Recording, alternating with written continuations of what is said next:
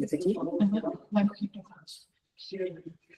Coloco em votação, então, a ata de número 96. Se ninguém tem nada contra a aprovação, quem tiver a favor se manifeste. Então, fica aprovada a ata de número 96. Muito obrigada a todos. Nosso próximo ponto de pauta é a definição do evento temático proposto pelo Comitê de Comunicação e Eventos. Alexandre, tu quer falar um pouquinho mais sobre este ponto de ata de pauta? Alexandre? Oi, boa tarde, Ivana. Oi. Desculpa, eu estava chegando no escritório aqui, perdi um pouco a conexão no elevador. Acabei de chegar, estou saindo do celular, indo para o computador aqui. Desculpa, o que você falou? Sobre a definição do evento temático proposto pelo Comitê de Comunicação? Nós estamos ainda organizando, né? Chegando em detalhes, tive uma conversa com o Carlos Leite também, e vamos, essa semana, acertar mais uns pontos, mas a ideia é fazer algo a respeito do tema de habitação para fins de setembro. Tá? Mas estamos ainda organizando. Eu gostaria de falar mais quando tiver essas coisas um pouco mais adiantadas, senão fica muito subjetivo aqui, né? Tá bom. Então, se alguém quiser contribuir de alguma forma com esse evento de setembro, acho que a pauta, então, seria habitação. Não sei se alguém quer colocar algum ponto importante para o Alexandre já ir pensando. Habitação social, né? Interesse social, exato. Alguém para ajudar ali o Alexandre e o Carlos nessa movimentação? Não? Está numa fase bem embrionária ainda, tá? E assim, Ivana, e assim que a gente tiver um pouco mais de informação, a gente traz aí, então, para todo mundo poder contribuir com ideias, sugestões, né? Tá bom, a Secretaria de Planejamento, Habitação e Desenvolvimento Urbano fica à disposição. Com certeza. Tanto para ajudar no evento, quanto para pensar em buscar nomes de fora, né, que possam contribuir aí, enriquecer a discussão. E também, se precisar de auxílio para o local. Tá. A gente pensou na sede do Ministério Público, de repente, mas podemos cogitar outros locais também, até o AB também, seria uma ideia. A nossa ideia, o que era a princípio, tá? Era chamar alguém do Executivo, para trazer as políticas públicas, também do Legislativo, e no Judiciário, que também tem a parte do lar legal e da regulação fundiária ali pela comissão, né, de conflitos fundiários lá, com o doutor Nadal. Então, seria fazer um negócio mais enxuto, mas trazer os três poderes para poder contribuir com esse tema. Bem importante, Alexandre. Inclusive, a gente está bem empenhado aqui na Secretaria para o próximo Minha Casa Minha Vida. Então, talvez também seja interessante a gente mostrar o que foi feito até agora. Exato. São ótimo. 5 novos projetos que estão na pauta. E foram 1.000 selecionados e prestados, são 1.000 unidades habitacionais no estado inteiro.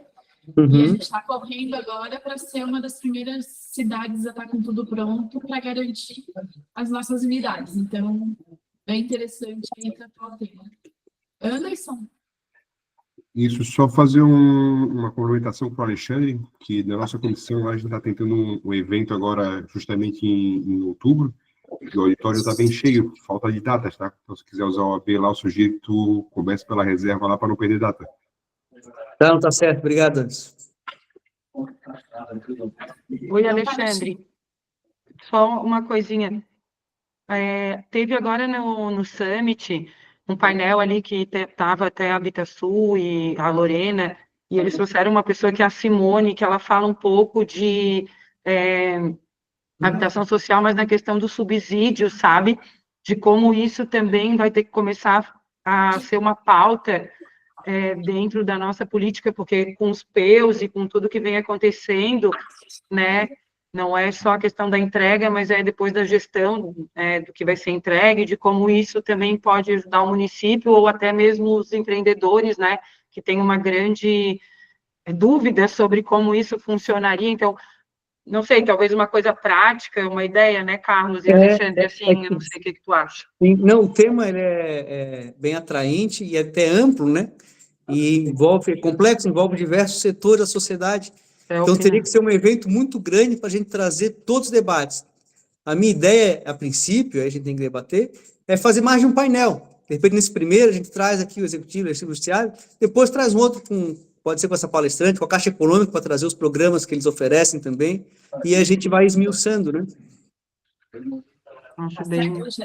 Acho que só tem que lembrar que aqui a gente não é o Conselho de Habitação, né? Então, entender como que isso entra dentro da política urbana, como financiamento, como política urbana como um todo, e não necessariamente só a política habitacional. Gestão, financeiro, tudo, né? Kelly Cabral. Boa tarde a todos. Eu queria complementar essa fala que a Ivana fez, porque existe um conselho específico de habitação, né, no município, e é um conselho bem atuante, e a temática me parece que é uma temática transversal, né, concorrente aí entre também o conselho da cidade. E aí também gostaria de sugerir que não só o executivo municipal, mas o executivo federal, já que tem feito boa parte do financiamento dos projetos do Minha Casa Minha Vida, né? E que eles também pudessem participar do evento, serem convidados para participar do evento. Tá certo, pessoal. Ninguém mais está inscrito. Eu encerro, então, esse ponto de pauta. Eu queria falar, a nossa preocupação, por isso é que nós até não avançamos muito, é exatamente nesse ponto que a Kelly colocou, que existe um conselho de habitação de interesse social, né, mas nós não queremos nos imbiscuir na questão do conselho de habitação, nós queremos poder dar uma visão mais abrangente do que é a habitação de interesse social e a inter-relação dela na questão urbanística da cidade, ou seja, mostrar que, assim, os vários tipos de habitação de interesse social, que lá no Conselho de Habitação de Interesse Social nós estamos muito focados, né, para o bem e para o mal, na questão esse primeiro momento, na questão da habitação para pessoas que não têm habitação. Nós queremos trazer para o Conselho da Cidade uma discussão mais abrangente, não que esse assunto não seja importante, mas uma discussão mais abrangente, mostrando, né, as possibilidades e alternativas e o que precisa ser feito ainda para que, efetivamente, Florianópolis seja reconhecida como, né, uma capital que está cuidando da habitação de interesse social na verdadeira acepção da palavra, né, e não só preocupado com uma determinada faixa de renda. Obrigado.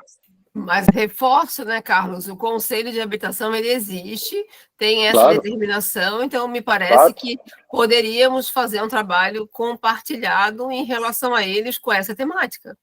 Sem dúvida. Tanto é que eu faço parte dos dois conselhos, estou aqui e estou lá.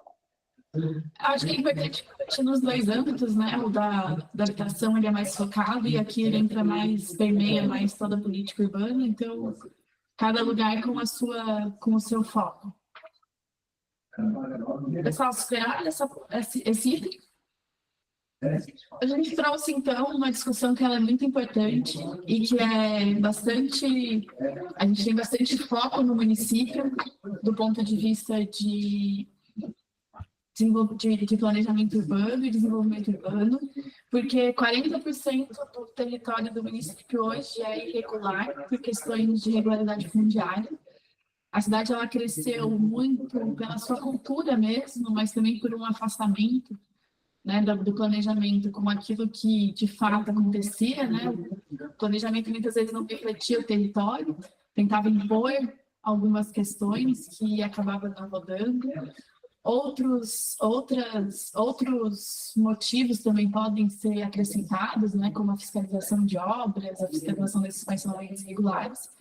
Mas o que acontece é que hoje a gente tem 40% do território irregular e que depois, muito por conta das discussões do plano diretor, foi criado o Floripa Regular, que vem como um projeto mais amplo para solucionar a questão da regularização fundiária. Hoje são 7 serviços dentro do Floripa Regular. Dentro deles tem o reúbe histórico e o reúbe o meu bairro regular, que são dois métodos de fazer regularização fundiária completamente inovadores e fora da caixa, digamos assim. O município ele assume o seu papel como protagonista dentro da regularização fundiária e traz os projetos e o financiamento da regularidade para um programa, para um projeto maior, né, que são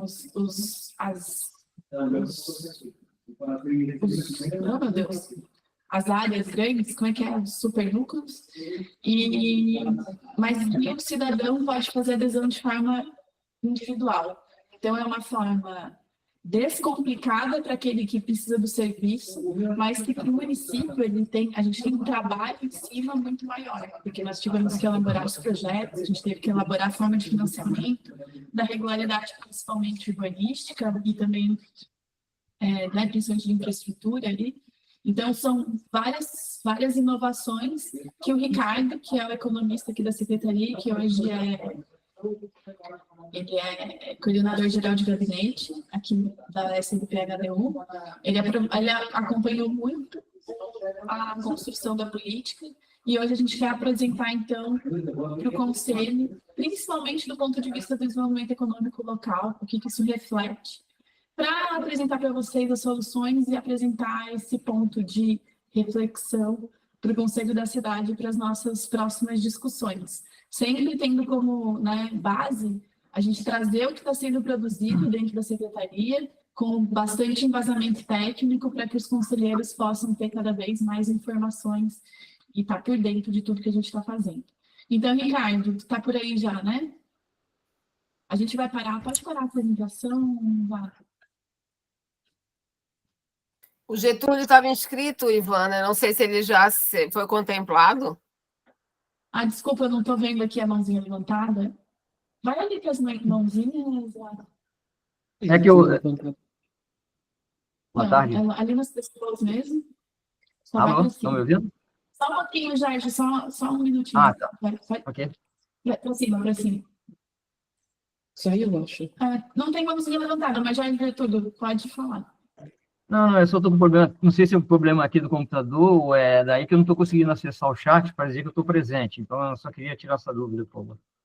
Ah, tá bom. Só para confirmar que eu estou presente aqui. Obrigado. Confirmado, então. Jorge Getúlio. Ricardo, muito bem-vindo. Obrigada pela tua participação aqui no Conselho. E somos todos ouvidos. Bom, boa tarde a todos. Primeiramente, vou perguntar se todos estão me ouvindo bem. Certinho?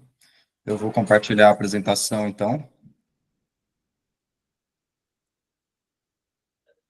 Só um minuto.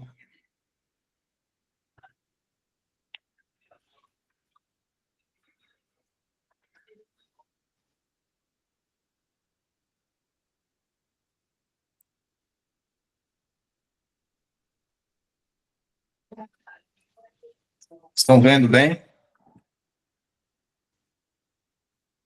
Sim, só não está em apresentação, Ricardo, está no PowerPoint. Tá. Deixa eu ver aqui.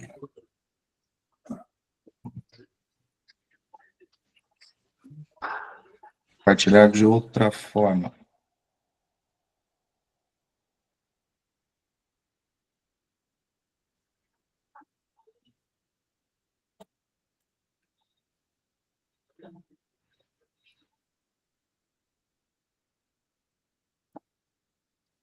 E agora? Ele está compartilhado, Ricardo, mas está como PowerPoint, não está como apresentação. Eu abri aqui, não sei. Faz assim, então. Não sei se consegue visualizar bem. Sim. Obrigada. Bom, a Ivana já me apresentou, mas eu vou repetir aqui. Para quem não me conhece, eu me chamo Ricardo Carvalho, sou economista, servidor efetivo da Prefeitura de Florianópolis. Atualmente estou na função de coordenador de gabinete aqui na SMPHDU. E eu tive a oportunidade, por 2 anos praticamente, de trabalhar como chefe de departamento de regularização fundiária e ajudei na estruturação do programa Floripa Regular, que tem essas inovações que a Ivana estava comentando, né? nessa área de REURB, eu sou, de certa forma, atípico, porque são muito poucos economistas que atuam na área. Quase todos os profissionais, tanto no setor público quanto no setor privado, são arquitetos, urbanistas, né, e profissionais do direito, porque são as áreas mais afetas ao processo de REURB. Mas é muito interessante analisar essa política de uma perspectiva econômica, e isso é algo que eu considero que é feito com menos frequência do que deveria, porque a gente perde de vista o imenso potencial que a REURB tem enquanto política de desenvolvimento econômico. Então, essa apresentação que eu montei, ela é um pouco mais geral nesse sentido de propor que a gente veja o potencial da regularização fundiária enquanto uma política para a promoção do desenvolvimento econômico local, né? E, para iniciar, eu quero propor uma reflexão mais geral, que eu acho que geralmente não é feita, sobre o que é o desenvolvimento econômico e o que caracteriza isso em comparação com o subdesenvolvimento. Porque, em geral, a perspectiva que nós temos, pelo menos no Brasil, é que a diferença fundamental está no nível de riqueza, né? Então, uma sociedade, uma cidade desenvolvida seria uma sociedade onde você tem mais riqueza do que uma cidade onde existe menos riqueza. Mas, na verdade, a diferença fundamental não é essa. A diferença fundamental não é o quanto você tem de riqueza, mas o seu grau de institucionalização. E o quanto essa riqueza pode ser utilizada como capital, de fato. Quer dizer, pode ser utilizada para mobilizar mais riqueza e irrigar um processo de produção, de empreendedorismo, né? E o que a gente observa é que nos países subdesenvolvidos, o Brasil é um caso de um país de renda média, onde isso é muito claro, existe muita riqueza, os pobres, inclusive, têm muitas vezes muita riqueza, mas esse direito de propriedade sobre essa riqueza não é reconhecido e não é consagrado num título de propriedade. Então, como não tem esse reconhecimento legal adequado, a riqueza, pois não? Ricardo, eu não sei se está passando a apresentação, mas ela não está passando aqui para a gente. Tá. Quer me mandar? Eu tenho que colocar? Aí, agora foi. Vamos tentar resolver aqui. Eu não sei... Mas agora foi, tá? Você deve ter duas telas, Ricardo, e aí quando você bota no modo apresentação, joga para outra tela. De repente usa essa aí mesmo como apresentação. Entendi. Não, mas eu vou então tirar aqui. Espera aí. E talvez resolva, né?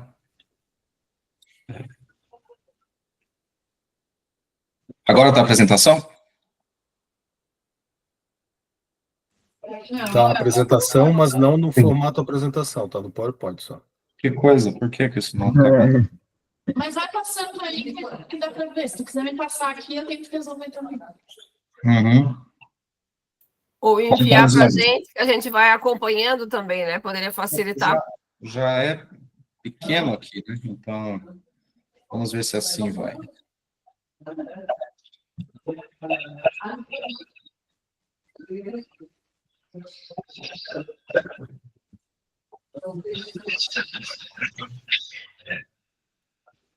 E agora? Tá, agora tá bom. Tá. Então, o que acontece? Se você não tem esse título de propriedade, né, reconhecido publicamente, com fé pública, a riqueza, ela tem o seu potencial muito limitado, né?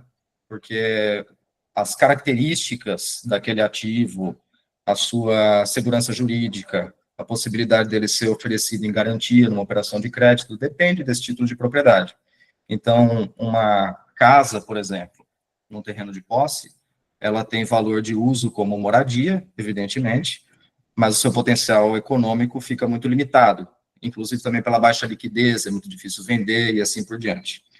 Então, o que acontece nos países subdesenvolvidos é que o principal estoque, a principal fonte de riqueza de uma sociedade capitalista moderna, que é a propriedade imobiliária, isso em qualquer lugar do mundo, permanece morto, ou seja, não consegue ser aproveitado para gerar mais riqueza e para alavancar um potencial de desenvolvimento, né? Por que isso acontece? De onde nasce essa diferença? Nasce na qualidade das instituições das sociedades, né? No mundo desenvolvido, você tem instituições inclusivas que fazem com que a formalidade, a regularidade, como o próprio nome diz, seja a regra. E a informalidade é uma pequena exceção na franja da sociedade. É algo muito minoritário. E enquanto que nos países subdesenvolvidos, instituições excludentes, que foram sendo construídas historicamente, acabam produzindo dois mundos paralelos. Você tem uma economia legal e você tem uma economia extralegal, informal, que é altamente ineficiente. Isso se manifesta em vários âmbitos, né? Isso se manifesta, por exemplo, no mercado de trabalho, onde você tem, no Brasil a gente sabe disso, né? Uma parcela enorme da população economicamente ativa está na informalidade. No direito ambiental também, você tem muita irregularidade, a REURB também lida com isso, né? No direito tributário, em que a complexidade é tão grande que, se você for olhar a fundo, você acaba descobrindo que está todo mundo fora da lei, né? E o direito urbanístico, ele também pode ser, e fundiário, né? Eles também podem ser excludentes. Muitas vezes não por uma opção deliberada, né? De uma elite que quer resguardar seus privilégios, excluir uma parcela da população, mas às vezes até com as melhores intenções, por você ter, às vezes, um grau de idealismo utópico que a maior parte da sociedade não consegue atingir, está em descompasso com o grau de desenvolvimento da sociedade, e, consequentemente, você acaba empurrando boa parte da sociedade para a informalidade, né? Então, um economista que trabalhou muito essa matéria, e foi muito premiado, é o Hernando de Soto, peruano. Ele liderou um processo de alguns projetos de regularização fundiária muito importantes, mas principalmente no Peru, que é o seu país natal, e a gente vai ver um pouco mais para frente alguns resultados disso, né? Ele tem aí trouxe aqui algumas citações dele sobre isso. A existência de uma exclusão tão massiva gera duas economias paralelas, a legal e a extralegal. Uma minoria pertencente à elite desfruta dos benefícios econômicos da lei e da globalização, enquanto a maioria dos empreendedores permanece com seus ativos definhando como capital morto, à sombra da legalidade. Sem a apropriada titulação da propriedade, os mercados não funcionam. O capital é transportável em título. Ele vive e viaja no título de propriedade. Sem a titulação, não há capital dentro do sistema que interconecta toda a economia. Ou seja, cada ativo, cada bem que uma pessoa tem, está, de alguma forma, desconectado do resto, e não consegue servir como parte de um sistema econômico, né? Bom, aqui eu trouxe um mapa de Florianópolis e os dados que a Ivana mencionou sobre a irregularidade na cidade. Eu acho que reflete de uma maneira muito clara, né, aquilo que a gente acabou de ver sobre a existência de dois mundos paralelos. E mostra que o problema não é exatamente pobreza, porque Florianópolis não é uma cidade pobre, mesmo para padrões internacionais, mas é uma cidade que tem essa marca muito forte do subdesenvolvimento, porque metade da cidade, praticamente, está na informalidade fundiária. Então, esses dados estão desatualizados, hoje, provavelmente, esse percentual já cresceu consideravelmente, né? E a gente vê que essa irregularidade perpassa todas as regiões da cidade, regiões mais ricas, regiões mais pobres, e são áreas fruto de parcelamentos clandestinos irregulares, né, e isso traz uma série de consequências negativas que a gente já sabe quais são. Em termos de número de lotes cadastrados, 49.672 dos lotes no nosso cadastro imobiliário estão em situação fundiária irregular. Então, isso é a dimensão de uma cidade até de porte médio, né? Bom, quando a gente vai falar, então, de quais são as implicações econômicas disso, primeira coisa a dizer é que, quando a gente pensa nas consequências da irregularidade fundiária, que são consequências urbanísticas, em primeiro lugar, mas também ambientais, sociais, tributárias, do ponto de vista econômico, tudo isso é custo, né? Quando a gente pensa, eu trouxe aqui essa imagem do Rio Vermelho, essa conformação estilo espinha de peixe, né, que é bem característica dos parcelamentos irregulares ali. A gente pensa, por exemplo, na falta de conectividade viária adequada, né, na falta de áreas públicas, uma série de problemas. tudo isso representa um custo prático para as pessoas que vivem ali. Por exemplo, o cidadão, ele sentia a necessidade de pegar o carro para ir até um local próximo, mas que, em razão da falta de conectividade, ele não consegue fazer a pé. Numa cidade regular, ele conseguiria fazer isso a pé. Isso é um custo para ele, um custo financeiro, que ele vai ter que usar o carro dele, tem um custo ambiental e assim por diante. Então, a regularização fundiária, quando ela atenua esses problemas, e ela atenua todos eles, né, tanto urbanísticos quanto ambientais e sociais e assim vai, ela já imediatamente está reduzindo custos e está aumentando a eficiência da economia local. Em termos práticos, o cidadão que antes precisava pegar o carro e agora não vai mais, ele vai ter uma renda disponível maior para gastar em outras coisas. Então, isso por si só já vai contribuir para aquecer a economia local e para que esse cidadão consiga melhorar a sua vida, né? Agora, além disso, a regularização fundiária, ela promove a provisão de infraestruturas essenciais, que nessas regiões ou não existem ou são irregulares, né? Isso, obviamente, tem um benefício econômico direto também.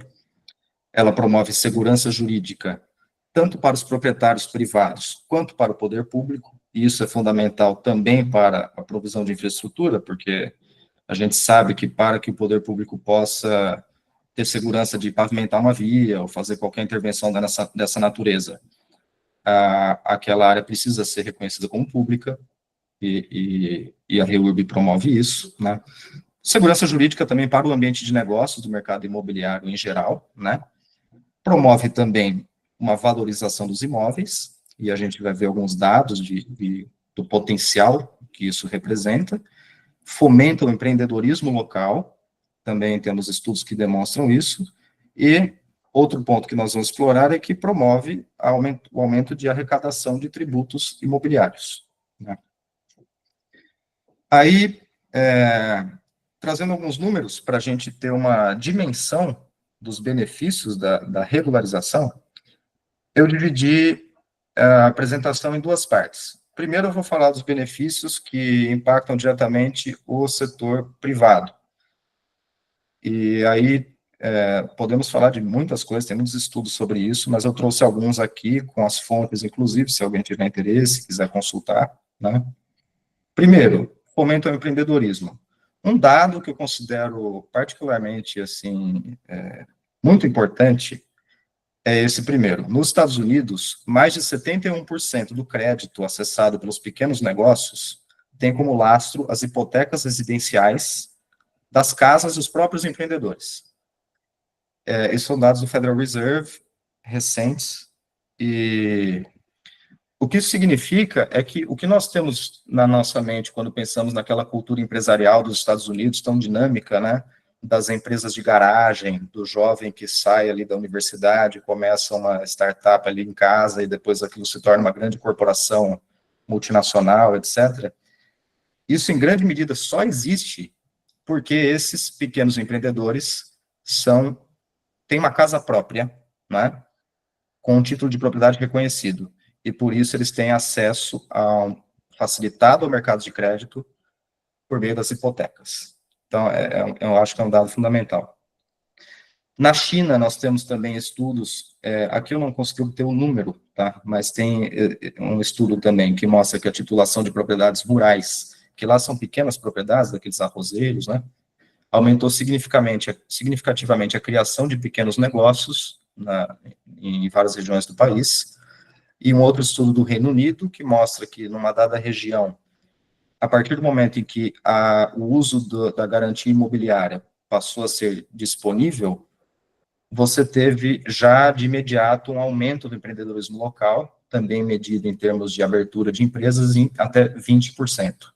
Então, esse é um aspecto que geralmente não é falado, né? Não é explorado, essa questão do quanto o simples fato de você regularizar a propriedade já serve como um instrumento de fomento ao empreendedorismo local. Eu acho que é um dado muito relevante para uma cidade como Florianópolis, né, que já tem uma vocação empreendedora, que já é reconhecida, que busca valorizar essa cultura de empreendedorismo, a gente entender que se 40% da cidade está irregular, e a gente conseguisse regularizar isso, o quanto a gente não conseguia ter de salto, né, em termos de criação de novos negócios e assim por diante. Bom, aí um outro aspecto mais óbvio é a valorização dos imóveis, né, e também a dinamização do mercado imobiliário, em termos de aumento das transações. Então, um dado do Peru, que é justamente o programa que foi feito lá pelo Hernando de Soto, quando houve a regularização imobiliária, você compara as regiões que foram regularizadas com regiões praticamente idênticas, onde o programa não havia sido implementado, e você teve de imediato uma valorização de, em média, 25% dos imóveis. Então, isso é também importante entender, um instrumento de redução de desigualdade, né, e de distribuição de riqueza, porque, em média, as propriedades irregulares são de posse, né, de pessoas de estratos sociais mais baixos. Então, se você valoriza essas propriedades, você está reduzindo também a desigualdade social, né. E, além disso, também no Peru, o número de transações imobiliárias aumentou em 134%.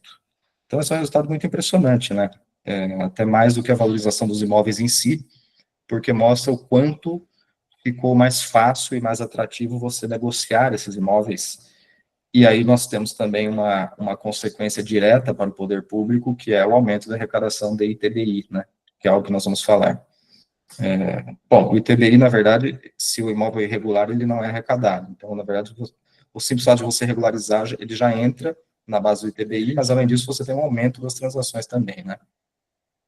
E aí, um outro dado da Tailândia, que talvez seja um caso mais extremo, mas que mostra o potencial que isso pode chegar, em condições semelhantes ao que foi feito no Peru, você teve valorização de até 192% dos imóveis. Então, é muito, muito expressivo, né? Esse mesmo estudo a respeito da Tailândia mostra que os empreendedores que passaram a ter títulos de propriedade, são sempre pequenos empreendedores, né? Geralmente também o negócio anexo à própria residência, tiveram um aumento de acesso ao crédito de 171%. Então, esse seria o primeiro aspecto. Aí eu quero falar de um outro aspecto que eu acho fundamental para nós, que são os benefícios diretos para o setor público, em termos de receita tributária. Nesse caso, nós não temos tantas evidências empíricas relevantes, primeiro porque cada país tem o seu próprio sistema tributário, então não dá para a gente comparar, né? E no Brasil a gente não tem muita coisa. Agora, eu fiz algumas estimativas que dão uma dimensão do que a gente poderia ganhar em Florianópolis, né? Primeiro, a gente tem que ter claro qual é o nosso cenário futuro para a cidade, em termos de finanças públicas, que é bastante desafiador em razão da reforma tributária. Hoje, em Florianópolis, 33% da arrecadação de impostos, então aqui eu estou considerando os impostos próprios do município, esses são dados de 2024, tá, do consolidado do ano. Os impostos próprios do município, mais a repartição de impostos federais e do ICMS, 33% de tudo isso vem do ISS, o Imposto sobre Serviços. E esse é um tributo que vai ser extinto pela reforma tributária, né? A reforma tributária, ainda não sabemos exatamente como vai ficar, mas a gente sabe com muita segurança que Florianópolis será um dos municípios prejudicados, porque Florianópolis é sede de muitas empresas de serviços, a tributação agora vai passar a ser no destino, então, já de cara nós vamos perder por isso, no novo imposto que vai substituir o ISS, né? E nós vamos perder também a autonomia que nós temos hoje na gestão desse imposto. Então, algo que, assim, como eu posso dizer, inevitável, se nós queremos que a cidade mantenha suas contas públicas em ordem, é que os tributos imobiliários, ou seja, o IPTU e o ITBI, que hoje representam 28% da receita, vão ganhar centralidade. Eles vão ter que crescer de alguma forma.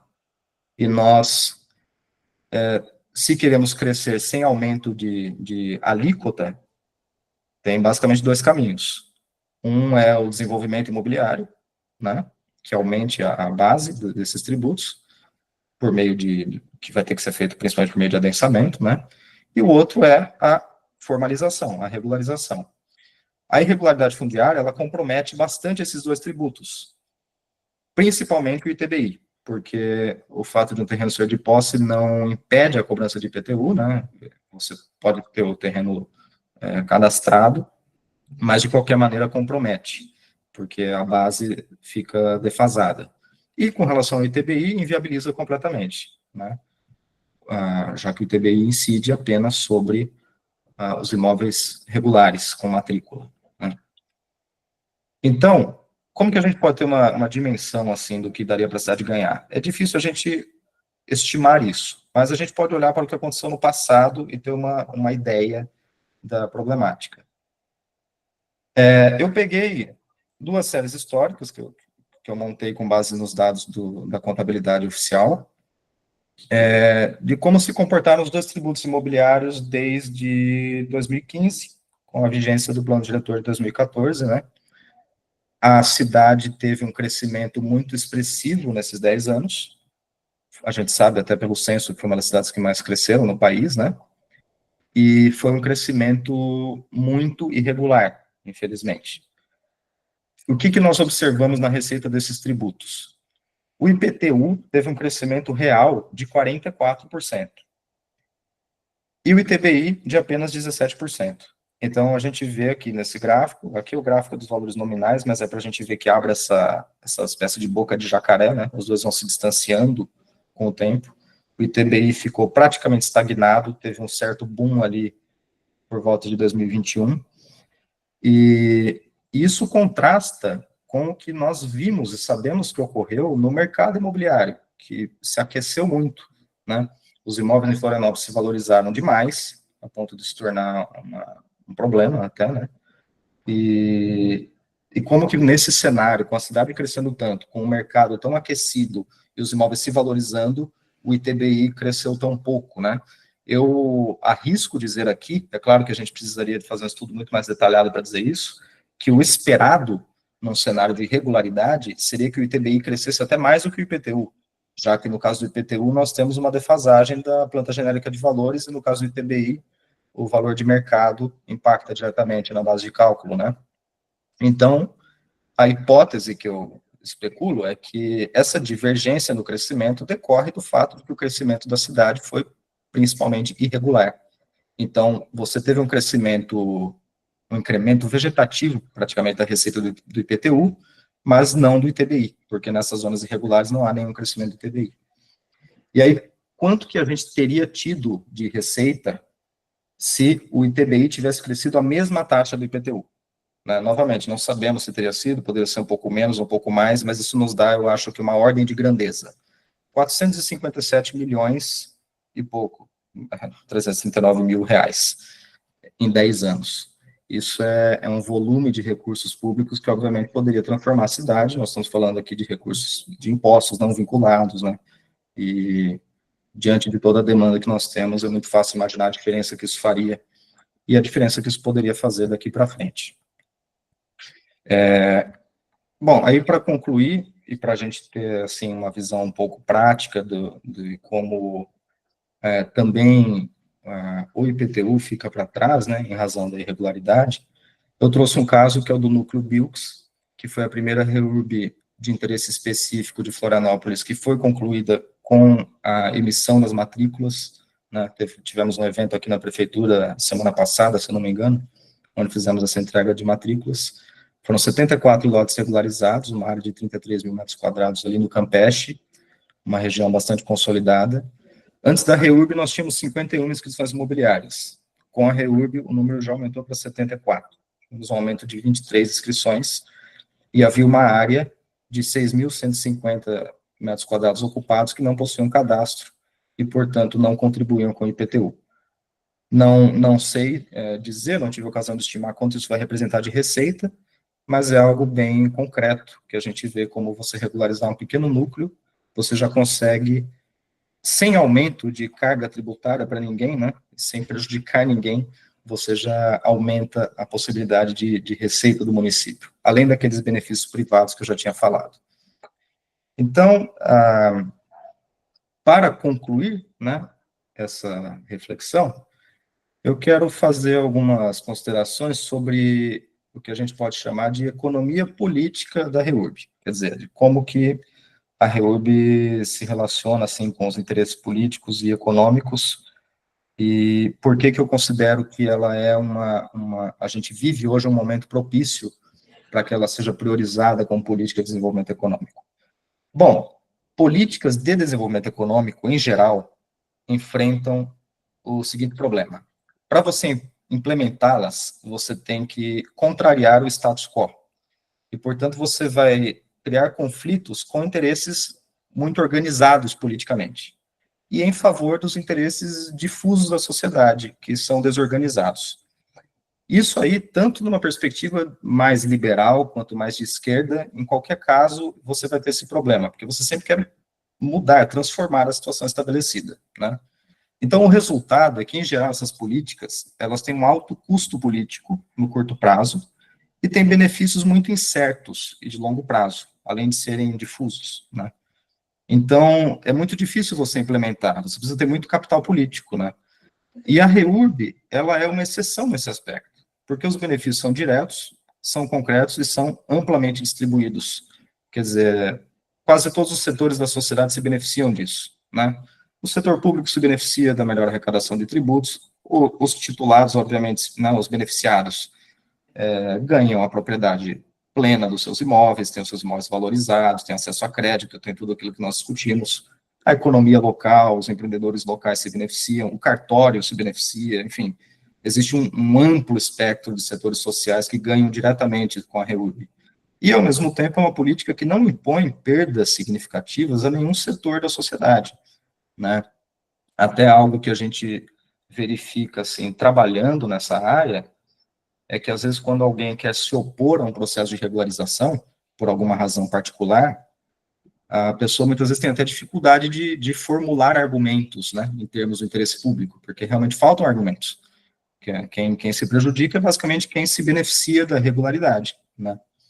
Então, por conta disso, eu considero que é uma política pública que possui um amplo potencial de consenso entre diferentes forças políticas e que, no momento de polarização exacerbada, como nós vivemos, pode ser um campo de consenso, né, e poderia ser convertida, deveria, né, no meu ponto de vista, numa verdadeira política de Estado, né, que é compartilhada, apoiada pelos diferentes setores, ainda que com vieses diferentes, né, porque, afinal de contas, todos ganham. Então, era isso que eu tinha para compartilhar com vocês. Obrigado a todos pela atenção, espero que tenha sido proveitoso, e fico aqui à disposição para críticas, sugestões, perguntas. Ricardo, muito obrigada. Palmas, muitas palmas. Acho que a apresentação foi sensacional e traz um monte de aspectos da regularização fundiária que muitas vezes não são tão fáceis de ver e que precisa de um economista, por isso que precisa de um economista com planejamento, né? Não, mas muito parabéns, muito bom. Eu vou colocar eu fiz duas observações que quando você falou que a ocupação irregular não é uma questão de pobreza, né? Dentro daquela mancha irregular dos 40%, apenas 8% são de população de baixa renda. Quando a gente cruza os dados do censo com os nossos núcleos urbanos informais, apenas 8% são de baixa renda. Então, isso já é algo importante a ser falado. E quanto à questão política, eu estou trabalhando com regularização fundiária desde que a lei federal era uma medida provisória, lá em 2016, 2017 ela virou lei. E, apesar de tudo isso que foi dito, né, do ganha-ganha que se tem que fazer na regularização fundiária, foi muito difícil colocar isso como pauta, assim, pauta a ponto de todo mundo ver a importância e colocar isso como política principal de uma gestão. Foi muito difícil mesmo, então foram anos para alguém pegar isso e transformar numa política do ponto de vista do município. Então, né, só esses dois comentários e parabenizar, Ricardo, a apresentação foi maravilhosa. Pessoal, eu vou abrir aqui então para os demais conselheiros. O primeiro aqui na listinha é o Carlos Leite. Boa tarde. Achei muito boa essa apresentação e esse tipo de visão em cima de questões que nós estamos sempre tratando como jurídicas, urbanísticas, de construção, etc., né, de interesse social, nós temos que ter, em todo o resto do nosso debate sobre Florianópolis, essa questão da economia é o que vai mover efetivamente a roda que vai possibilitar que investimentos sejam feitos na cidade. Assim, parabéns pela apresentação e solicito que mais apresentações desse tipo sejam feitas em relação aos assuntos que nós estamos discutindo aqui no Conselho. Muito bom, obrigado. Obrigada, Carlos. A próxima na lista é a Kelly Cabral. Gostaria também de agradecer, foi interessante a avaliação, né, principalmente levando em consideração que é um economista, né, que eu acho que é importante sempre a gente conhecer a opinião de outros profissionais, mas gostaria de entender, e se fosse possível, de que a gente pudesse refletir que nessa porcentagem de 40% da área de Florianópolis não estando dentro da regularidade, em que parte ficaria e de que forma se resolveria a falta de regularização em relação às áreas de preservação que nós temos na cidade, né? Nós temos boa parte das áreas de parques, reservas, e com muitos confrontantes, e que, obviamente, precisa de regulamentação, né, de regularização, porque esses confrontantes eles estão invadindo uma área que, a princípio, não poderia ser ocupada. Então, qual seria a alternativa? Eu acho que não diminui em nenhum momento a opção de que seja regularizada, né, o restante da cidade precisa disso, sobretudo as áreas empobrecidas, né? Porque, por mais que não se cobre valores integrais em relação aos impostos, mas as tarifas sociais, né, a possibilidade dessa valorização para que tenha um capital, né, que a pessoa possa fazer um investimento na sua própria casa, uma série de questões.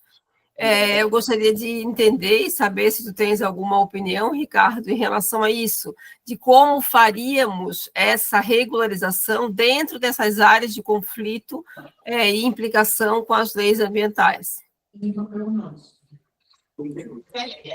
Ricardo, só para colocar uma questão, né, talvez exatamente pela irregularidade fundiária, que hoje nós temos unidades de conservação que invadem propriedade privada e que a gente nem sabe quem está sendo invadido e como foi invadido. Então, esse trabalho de regularização fundiária dentro das unidades de conservação são mais complexas, mas talvez hoje nós passamos por esse problema exatamente pela irregularidade fundiária instaurada na cidade. Mas, Ricardo, se você quiser complementar. Eu acho que a gente tem que ver caso a caso, mas o que a legislação exige é que, em qualquer circunstância de regularização de uma área ambientalmente restrita, né, uma APP ou uma unidade de conservação de uso sustentável, o processo de regularização fundiária tem que demonstrar a melhoria das condições ambientais em relação ao que havia antes. E a gente só vai regularizar ocupações que estão consolidadas, né? Então, eu acho que uma reflexão também um pouco na linha do que a Ivana falou, é com relação ao futuro, né? Se a gente quer que a cidade continue crescendo sem ocupar mais áreas de unidades de conservação, áreas de preservação permanente, a gente vai precisar regularizar, porque por meio da regularização é que a gente vai conseguir adensar as regiões que já estão ocupadas, né? Então, acho que isso é essa. Obrigada, Ricardo. O próximo é o Vinícius Loss. Olá, boa tarde. Ricardo, parabéns aí pela apresentação, cara. E conversa bastante isso aí que você falou com a minha dissertação de mestrado, né, que eu fiz justamente sobre o problema de regularização fundiária do ponto de vista do parcelamento do solo urbano. Então, me parece que no Brasil, esse problema que tu apontou aqui é do Brasil, né? Nós temos realmente muita dificuldade de ter regularidade urbana e, como a Ivana disse, a grande maioria da irregularidade não é pessoal de baixa renda, são pessoas com mais renda, né? E se a gente vai atrás dos números, principalmente do parcelamento do solo, que é quando começa a irregularidade, a gente vai ver que nós somos muito precários em parcelamento do solo. Inclusive, na minha dissertação, eu deixei algumas sugestões do que a gente poderia fazer no município, né? Principalmente deixar o parcelamento do solo mais sucinto, mais direto, com menos exigências, né? Principalmente para aqueles parcelamentos que não são muito grandes. Você pega ali aquele parcelamento de solo que aconteceu ali dentro do Campeche e, pô, levou 10 anos, 12 anos para acontecer um parcelamento dentro de um bairro, né? Não faz sentido, né? Então, no planejamento, no plano diretor, a gente discutiu várias coisas em relação a isso, questões de área verde, etc. E eu acho que, além de o regularizar, é a gente ficar tratando, enxugando gelo, né? Seria muito legal se a gente conseguisse olhar para dentro principalmente da prefeitura, né? E aí a gente precisa de muito apoio, principalmente do Ministério Público Estadual, que o Ministério Público Estadual pegou essa MP que a Ivana mencionou aí, que a gente está trabalhando com ela desde 2016, né, Ivana? Foi uma MP do governo Dilma, né, PT, olhando para as pessoas mais pobres, falando, olha, mesmo que esteja em área de preservação permanente, vamos regularizar, porque é melhor dar título para essas pessoas, melhorar as condições delas ali, né, tratar o esgoto delas ali, do que deixar elas continuarem ocupando lá irregularmente, né? E até hoje a gente não conseguiu ser efetivo nisso, porque no Brasil continua um caos. Muitos municípios nem sabem fazer isso, né? Florianópolis nós começamos há pouco tempo com o Floripa regular. Mas, enfim, o que eu quero deixar aqui de contribuição em relação a isso é que seria muito legal se a gente conseguisse olhar para os nossos sistemas de parcelamento do solo urbano aqui em Florianópolis, né? Se a gente olhar os últimos 10 parcelamentos do solo regular que a gente fez aqui em Floripa, todos eles são para classe alta. E não porque a gente está privilegiando os mais ricos, porque só dá para fazer parcelamento do solo regular para gente rica. Porque é muito caro fazer um parcelamento do solo. O lote fica muito caro, né? Tu é economista, né, Ricardo? Tu sabe que, cara, no momento que a gente aumenta uma exigência, a gente deixa mais caro na ponta. E aí os pobres, hoje, a verdade é que hoje em Florianópolis, as pessoas pobres não conseguem comprar um lote regular. Não tem como. Se vocês colocarem aí, fazer uma pesquisa no Zap Imóveis, vocês vão ver, eu fiz isso na apresentação do plano diretor, né, quando nós estávamos fazendo o relatório do plano diretor, vocês vão ver que tem terreno em São João do Rio Vermelho lá, irregular, de 50 metros quadrados, que nem é permitido na lei ter um lote para aquela região de 50 metros quadrados, sendo vendido por 80 mil reais. Cara, a pessoa pobre não tem 80 mil reais para comprar num lote regular, né? E, além de tudo, a gente fica longe do financiamento quando a gente não tem um título de propriedade. Então, fica mais difícil ainda para o mais pobre. O mais rico não tem dificuldade. Quem tem dificuldade são realmente as pessoas mais com menos recursos financeiros, né? Então, a minha sugestão seria que muito legal, vamos focar em regularizar, com certeza vai trazer dinheiro para os cofres públicos também, vai trazer dinheiro para a economia, vai fazer a roda girar, como disse o Carlos. Mas, né, nós precisamos muito olhar para os parcelamentos do solo urbano aqui em Florianópolis. Nós temos muita dificuldade de fazer parcelamento regular, principalmente para as pessoas de baixa renda. No meu entender, e aí você tem vários estudos econométricos, nós temos, né, estudos no mundo inteiro mostrando, estudos econométricos mostrando, olha, quanto mais exigência você coloca, mais irregularidade você traz, se é uma sociedade escassa de recursos, né?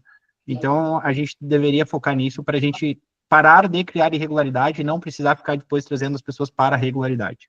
Mas é isso aí. Obrigado. Obrigada, Vinícius. Para contribuir, a gente tem 51 anos da nossa lei de parcelamento do solo municipal, e é uma lei antiga, que eu acho que já não reflete mais a realidade da nossa cidade, e anunciei há pouco que a gente está começando a rever essa lei, e já internamente a gente já está começando a lidar com isso. Então, no próximo semestre, o foco do planejamento vai ser a revisão da lei de parcelamento do solo. É claro que o patrimônio do solo não depende só do município, tá? A gente lida com muitos outros atores, tem Celeste, tem Casan, tem muita gente envolvida, mas a ideia é, sim, trazer para uma realidade, trazer a lei para uma realidade existente e pensar um pouco mais fora da caixa, né? Para que a gente tenha até soluções diferentes. Nós não somos uma cidade como qualquer cidade regular, nós somos uma cidade completamente sujeira, e as nossas soluções também têm que ser bastante inventivas para funcionar. Então, obrigada pela participação, e eu entendo bastante essa preocupação. O próximo é o Alexandre. Obrigado, Ivana. Parabéns, Ricardo. Excelente apresentação. Concordo com os demais colegas aqui que já mencionaram. Eu acho muito pertinente essa apresentação. Ela está ótima. Ela traz uma realidade da cidade Vamos falar a verdade, né? Quem é daqui, ou quem já vive aqui há muito tempo, sabe que Florianópolis, até 20, 25 anos atrás, era uma província, a gente não era como é visto hoje no cenário nacional, né? Ou até internacional. Então, ela chamou atenção, ela cresceu e vem crescendo, e eu falo isso desde o do conselho da cidade anterior. A gente recebe, se não me engano, acho que são 30 e poucas pessoas por dia que chegam na cidade, novas, né? Então essas pessoas vão continuar chegando e tende só a aumentar, e a gente precisa realmente estar preparado. E aí eu trago alguns pontos aqui que eu acho que é importante, que a Kelly até trouxe, da questão das áreas de preservação. Eu vou toda semana, trabalho, e eu olho de cima, né? Se eu não me engano, o Vinícius pode me ajudar aí também, mas o Bruno Negri, até na outra formação do conselho, ele sempre trazia isso, né? 70%, salvo erro, do solo da ilha, ele está em área preservada, e isso você pega um avião, você olha de cima, você vê como a gente tem muito mais verde do que área construída na cidade, o que é bom, o que é excelente, mas a gente precisa continuar cuidando dessas áreas de preservação. Mas daí o desafio, e eu reforço o que a Kelly falou também, a gente está, por exemplo, aqui na Lagoa, com uma ordem de demolição, aí são mais de 200 construções, né? E tem construções que têm mais de 50 anos, 60 anos, na costa da Lagoa, e não vou entrar no mérito aqui da discussão se é uma APP ou não, que sim, seguramente mas são pessoas que estão lá com a casa há 50, 60 anos, e que seria muito melhor eles regularizarem, fazer o que tem que fazer, pagar o torre que tiver que pagar, arrumar a casa deles e resolver o problema, vai ter mais gente contribuindo, ele vai estar tranquilo, vai poder eventualmente vender a casa. Isso não significa que a gente vai abrir, usando o exemplo da Costa Lagoa, para fazer um loteamento lá, para fazer edifícios, não é nada disso, mas regularizar esse pessoal e dar oportunidade para eles, deles terem a sua propriedade e estarem seguros, porque ali o caso, eu lembro bem, a gente estava numa reunião há um ano atrás, se não me engano, quando saiu essa determinação do Ministério Público, onde um morador chorou, né? A casa do meu pai, pescador, construiu isso aqui há 50, 60 anos, é onde a minha mãe vive, a mãe não está dormindo agora porque está nervosa, porque acha que vai perder a casa, né? Então, acho que é muito importante essa discussão, e reforço os parabéns ao Ricardo. Acho que a gente não vai debater sobre as soluções agora, mas eu acho que é sempre importante a gente trazer esses fatos aí e tentar regularizar. Florianópolis é uma cidade maravilhosa, mas muito... Eu mesmo já deixei de comprar imóveis aqui por causa da irregularidade de vários deles, né? Inclusive em áreas nobres. Então, obrigado aí, parabéns, Ricardo. Parabéns, Ivana e demais. Obrigada também, Alexandre. A próxima inscrita é a Marilda? Eu acho que é o Getúlio. Desculpa, Marilda, Jorge Getúlio. Boa tarde. Primeiramente, parabéns aí ao Ricardo pela exposição. Assim, uma observação, uma dúvida, sei lá o que é isso, né? Mas a propriedade aqui no Brasil, como garantia para crédito, né? Não seria uma faca de dois gumes, né?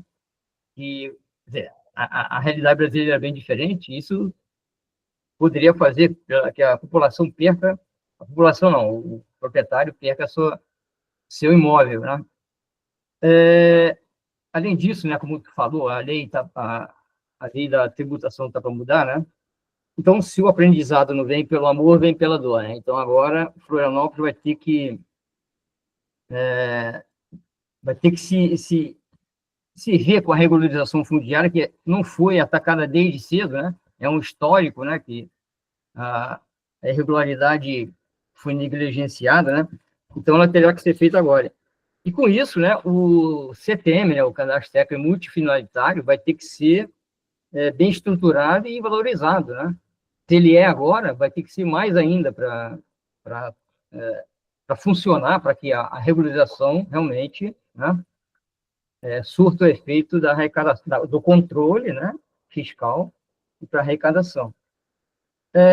Uma pergunta: como se evita novas irregularidades a partir do momento que a regularização fundiária, assim, funcionar a contento, né?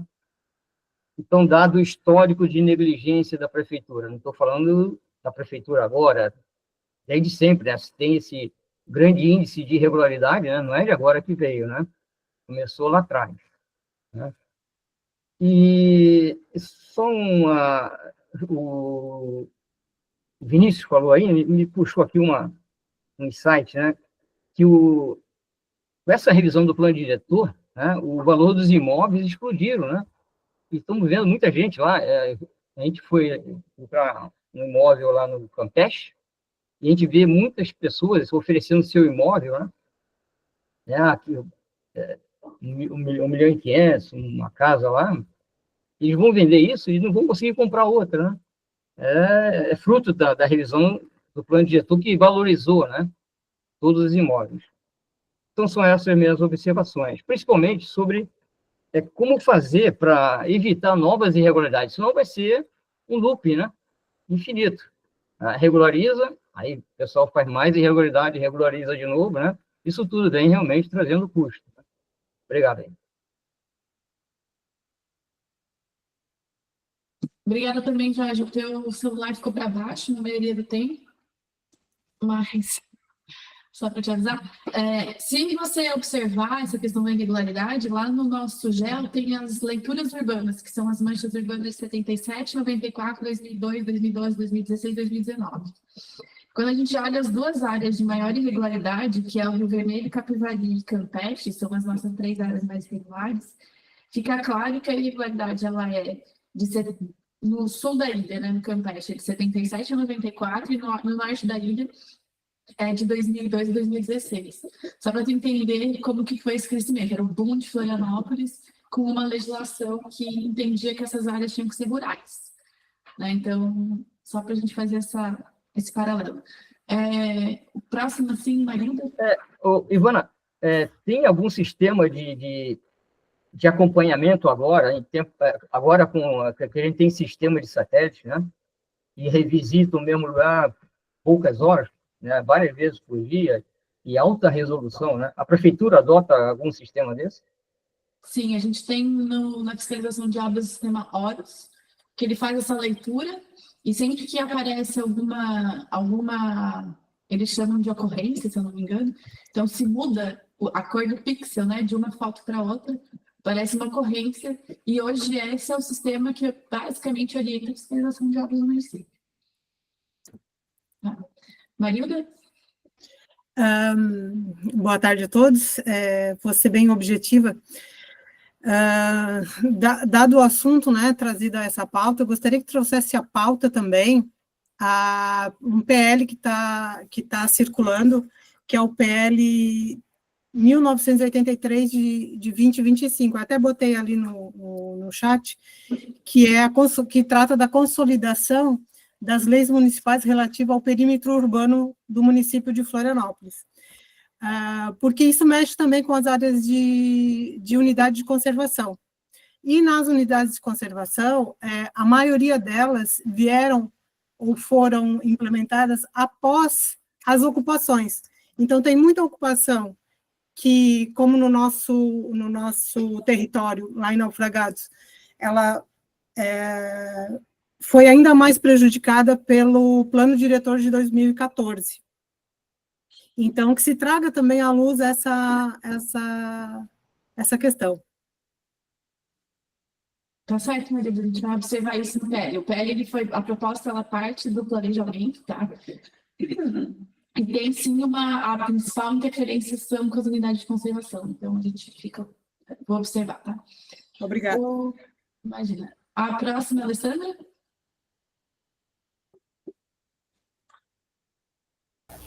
Opa, boa tarde, Alessandra da Floran. Até passou muito tempo, eu pedi a palavra para falar, foi em seguida do comentário que foi feito a respeito das questões ambientais envolvendo a REURB, e eu acho que foi bem colocado ali pelo Ricardo, pelo Vinícius também, mas assim, aproveitando, né, rapidamente, o entendimento é de que a REURB ela veio para regularizar o passado, né? Então, inclusive, na própria lei federal, permitida nessa regularização nas áreas de preservação permanente, na maior parte delas, né? Com poucas exceções, e unidade de conservação de uso sustentável também, né? Então, o entendimento, até como o Ricardo muito bem colocou também, de que é para regularizar uma situação pretérita e, claro, sempre via um projeto prevendo melhorias ambientais, né? Melhorias urbanísticas, obviamente, né? Mas as melhorias ambientais também, né? Então, sempre é importante enfatizar isso, né? É muito melhor eu regularizar uma situação, né, por mais que ela esteja, né, imposta, né, ou colocada numa área de restrição ambiental, regularizar e buscar a melhoria que cabe, que é possível, né, ou se não, medidas compensatórias, e do que o manter, né, esse nível de irregularidade. Agora, o futuro é que é preocupante. Eu espero que daqui a uns anos a gente não precise estar regularizando novamente, né? A gente precisa, sim, melhorar. Por que a gente tem que praticar REURB hoje, né? Por falhas nossas, né? Falhas de conscientização, de educação, de fiscalização, principalmente, como foi colocado também pelo Vinícius, eu acho, né? O excesso de burocracia, que acaba dificultando o processo via regular, né?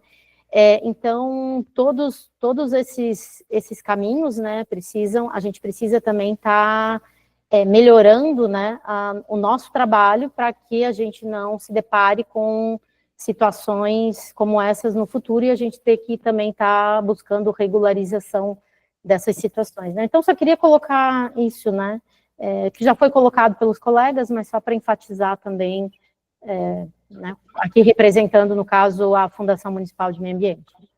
Obrigada, Anne, pela participação. Rodi? Boa tarde, eu quero elogiar a apresentação do Ricardo, muito boa, né? A perspectiva que ele trouxe, que muitas vezes a gente ignora, o que se aplica também para muitas coisas que acontecem na cidade, o próprio plano diretor, né? Às vezes há uma discussão na cidade sobre o plano diretor e a perspectiva econômica, ela fica silenciada, ela fica sonegada. Eu queria perguntar o seguinte: temos alguns problemas de regularização fundiária que não são sobre áreas alodiais. Como a prefeitura, eu queria saber qual é o status da regularização fundiária em áreas de marinha, que também é cabível do REURB, mas precisava avançar, acho que algum entendimento com a Secretaria de Patrimônio da União. Então, e principalmente atinge o REURB histórico dessas áreas mais litorâneas, que a gente tem uma ocupação histórica, e qual é o status disso? Porque isso, a gente tem muitas ações em curso já, né, para demolir, muito questionamento, muito problema. E eu queria trazer, então, duas questões. O REURB, na minha avaliação, uma das grandes vantagens são as melhorias que ele traz. Porque essas construções nas áreas litorâneas, boa parte delas tem problema com o esgoto. Então, a gente também continua tendo a poluição, por quê? Porque não é possível o município dar conta de todas essas construções, né, principalmente as antigas, e elas continuam lançando esgoto que, ao final, vai parar na praia, quando muitos não jogam diretamente na praia. Então, a consequência desse REURB para o saneamento é muito importante, relevante demais, né? Então, acho que a gente deveria desejar, sim, muito REURB por essas melhorias. Eu queria, então, ouvir da prefeitura como é que ela conseguiu avançar nisso e queria colocar 2 pontos na mesa em relação a como estancar esse processo de irregularidade. Na minha avaliação, se as unidades de conservação não forem utilizadas, se elas continuarem abandonadas, no efeito de borda vai ter invasão, sim. E se as APPs não forem valorizadas, no prazo de 20 anos, a gente vai ter mais APP invadida. Não adianta nem a gente dizer, não, agora tudo mudou porque a gente tem drone. Não. Toda cidade desejo, que Floripa é uma cidade de desejo, e as pessoas vêm atrás, não é de moradia, elas vêm atrás de oportunidade. A moradia é consequência. Tem um monte de cidade no mundo que está vazia, né? Eu sempre falo, por que o pessoal não vai para Leblon Regis? O Matos Costa, que é um lugar maravilhoso, com baixa amplitude térmica, o inverno não é muito rigoroso e o verão é agradável, porque não tem oportunidade, a terra é barata. Então, o pessoal não vai para esses lugares, vem para Floripa atrás de oportunidade. Então, a gente não depende da prefeitura trancar a ponte, o aeroporto e etc. Né? Não é algo que o poder público vai conseguir impedir. Isso é um fenômeno econômico, é um fenômeno social. Nós temos que estar preparados para dar uma resposta melhor. Não tem muito o que fazer, não é culpa de ninguém, né? Esse é o ponto. Então, nós vamos ter, paulatinamente, ocupação de unidade de conservação e APP, se a gente não tiver uma estratégia, e uma estratégia, inclusive, fora da caixa, para nós valorizarmos essas áreas. E tem uma outra contribuição ainda. Muitas pessoas em áreas protegidas, quando elas participam de uma regularização, elas podem ser, e na minha avaliação, eu falei isso na audiência da unidade de conservação, os principais parceiros do poder público. A gente ainda tem um viés de que quem está na borda ou dentro de um C ou em área protegida, ele é um inimigo. se ele for trazido para o jogo como deve ser, ele pode ser o principal aliado do poder público na conservação dos recursos. Eu acho que mudar esse mindset é muito importante. O que interessa para a sociedade é a conservação, né? Agora, as estratégias, elas não são feitas de boas intenções, elas são feitas de acordo com aquilo que é eficiente. E eu insisto que não existe conservação pelo uso, pelo abandono, só conservação pelo uso. Então, acho que a unidade de conservação está na hora de ter concessão em todo o território. Eu sei que o presidente Valtric é favorável, né? Eu acho que isso tem que ser implementado mesmo para a gente ter toda uma unidade de conservação utilizada, aumentar o senso de pertencimento. As pessoas não têm senso de pertencimento em boa parte das vocês. Então, esse é um problema. E as APP, pior ainda. Então, acho que ali o TDC verde e a utilização de APP, inclusive como espaço de lazer, de ter esse planejamento, acho que é condição indispensável para a gente construir. Senão, a gente vai ter mais reúbe ainda. Claro, com mais dificuldade, porque as multas vão aumentar, vai ter um pouco mais de esforço repressivo do município. Mas o município não consegue ter um esforço repressivo à altura da demanda. Isso é inviável pedir isso para o município. Né? Isso seria até ingênuo da nossa parte achar que o município consegue fazer todo esse esforço, porque ele ia ficar num endividamento de tal monta para fazer frente a esse esforço repressivo que não seria suportável. Né? Ou todos nós aqui queremos pagar 10 vezes o valor do IPTU para aumentar o esforço repressivo do município. Né? Essa é a grande questão, não existe almoço grátis. Né?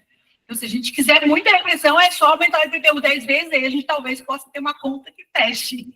Obrigada. Obrigada, Rode, pela contribuição. Em relação à APP, eu acho que é uma boa reflexão, né? Como seremos inventivos para fazer a preservação, mas aqui em relação a reunir terreno de marinha, é algo que talvez, principalmente a União, tenha que avançar, Rode. Nós temos hoje um termo de cooperação técnica com a STU, que a STU veio para o município buscando soluções de regularização fundiária para a gente tentar aplicar nas áreas da União, não só em Florianópolis, como no estado, ou talvez até país afora, mas porque eles ainda, né, existe a necessidade da União se programar e se planejar quanto aos terrenos de marinha. Então, é uma provocação que a gente faz bastante hoje, fica excluído praticamente, né? Não existe nenhuma política estabelecida, mas que existe esse termo de cooperação técnica para a gente tentar avançar nesse sentido, tá, Rodi? Só para tu entender que hoje nós não estamos em lugar nenhum, a gente está construindo uma solução junto com a SPU. O próximo é o Rodrigo. Eu acho que é o último aí. Presidente, primeiro só parabenizar eu e o Ricardo, não ia pedir fala se fosse só para isso, né? Eu acho que, mais dadas as discussões, parabenizar, Ricardo, acho que quando o tema é elevado para números, a gente muda o mindset de muita gente. Então, meu pedido, presidente, é que a gente consiga fazer com que a sociedade, de alguma forma, que a gente seja eficiente na comunicação, tenha noção dessa mesma visão, assim, porque fica muito, como o Carlos Leite falou, em discussões de outras esferas, né? Jurídicas, urbanísticas e tudo mais.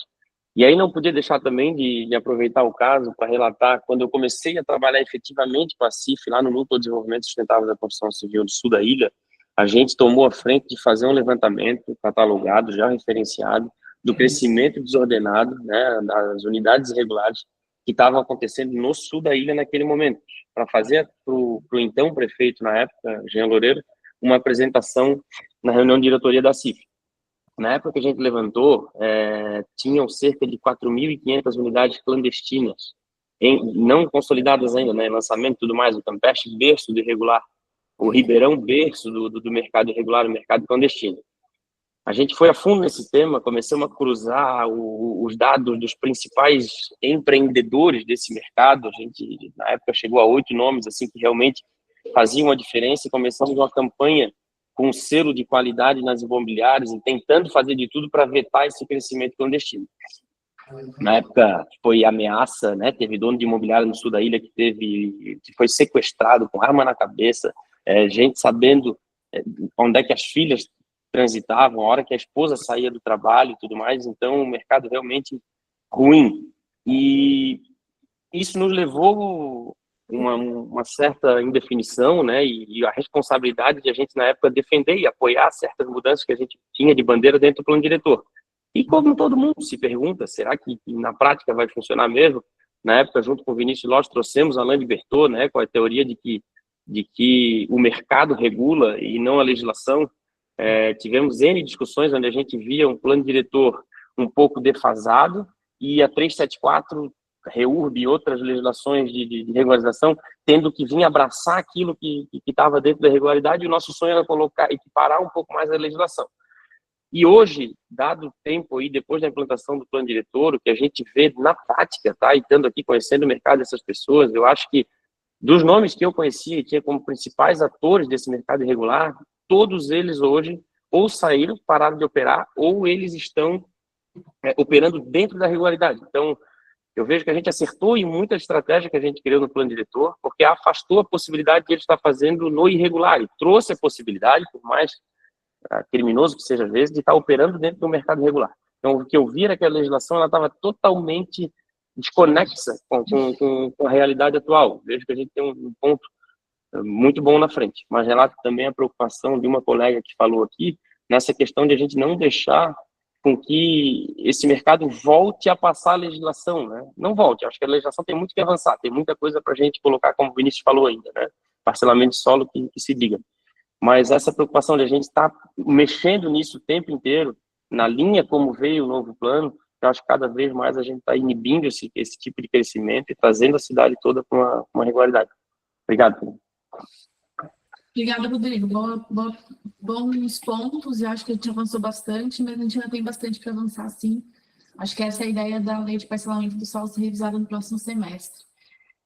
Pessoal, não temos mais ninguém aqui com a mãozinha levantada. Acho que hoje o tema foi bastante legal, né? O pessoal participou bastante. A ideia é sempre trazer essas perspectivas de dentro do município, com o nosso pessoal da casa, que é muito bom nas políticas, nas pesquisas e etc. Então, Ricardo, obrigada pela aula que foi dada hoje. E, pessoal, a presidência fica aqui à disposição sempre, para que vocês também questionem, né, quais são os próximos temas que vocês querem que a gente fale, o que está faltando para a discussão avançar aqui no Conselho. E acho que é isso. Fechou, então? Alguma consideração final, se alguém quiser? Não? Tá bom, pessoal. Fecha, então, a reunião de hoje. Muito obrigada pela participação e até o próximo mês. Se o material pudesse ser disponibilizado, Ivana, para a gente. Desculpa, Kelly, não entendi. Se o material do Ricardo pudesse ser disponibilizado para os conselheiros, né? Vamos encaminhar via e-mail, tá? Obrigado. Muito obrigado, pessoal. Boa semana. Obrigado, boa tarde. Obrigado a todos. Obrigada, boa tarde. Logo.